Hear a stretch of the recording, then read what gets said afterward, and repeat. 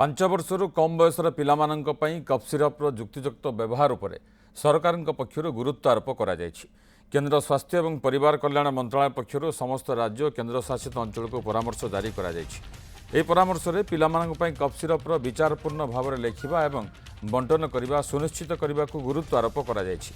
ପିଲାମାନଙ୍କର ଅଧିକାଂଶ କାଶ ରୋଗ ସ୍ୱୟଂ ସୀମିତ ଏବଂ ପ୍ରାୟତଃ ଔଷଧୀୟ ହସ୍ତକ୍ଷେପ ବିନା ସମାଧାନ ହୋଇଥାଏ। 2 ବର୍ଷରୁ କମ୍ ବୟସର ପିଲାମାନଙ୍କୁ କାଶ ଏବଂ ଥଣ୍ଡା ସିରପ ଦେବା ଉଚିତ ନୁହେଁ।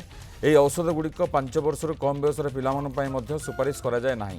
5 ବର୍ଷରୁ ଅଧିକ ବୟସର ପିଲାମାନଙ୍କ ପାଇଁ ମଧ୍ୟ ଏହି ଔଷଧଗୁଡ଼ିକର ବ୍ୟବହାର ଶିଶୁର ସ୍ୱାସ୍ଥ୍ୟ ଅବସ୍ଥାର ସତର୍କତାର ସହିତ ମୂଲ୍ୟାଙ୍କନ ଏବଂ ଉପଯୁକ୍ତ ଡୋଜ୍ ସମ୍ପର୍କରେ ଡାକ୍ତରଙ୍କ ନିକଟ ତଦାରଖ ପରେ କରାଯିବା ଉଚିତ।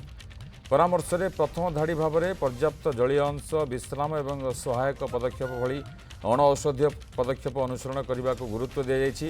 ସରକାରୀ ଏବଂ ବେସରକାରୀ ସ୍ୱାସ୍ଥ୍ୟ ସୁବିଧାଗୁଡ଼ିକରେ ଶିଶୁ ଚିକିତ୍ସା କ୍ଷେତ୍ରରେ ସମସ୍ତ ପ୍ରେସ୍କ୍ରିପ୍ସନ୍ ଏବଂ ଡିସ୍ପେନ୍ସରୀମାନଙ୍କୁ ଏହି ମାନଦଣ୍ଡଗୁଡ଼ିକୁ ବଜାୟ ରଖିବାକୁ ପରାମର୍ଶ ଦିଆଯାଇଛି। ପିତାମାତା ପିଲାମାନଙ୍କର ଯତ୍ନ ନେଉଥିବା ବ୍ୟକ୍ତି ଏବଂ ସାଧାରଣ ଜନତାଙ୍କୁ ସେମାନଙ୍କ ପିଲାମାନଙ୍କର ଉତ୍ତମ ସୁରକ୍ଷା ଏବଂ ସୁସ୍ଥତା ପାଇଁ ଡାକ୍ତରଙ୍କ ପ୍ରେସ୍କ୍ରିପ୍ସନ୍ ଏବଂ ପରାମର୍ଶକୁ କଡ଼ାକଡ଼ି ପାଳନ କରିବାକୁ କୁହାଯାଇଛି।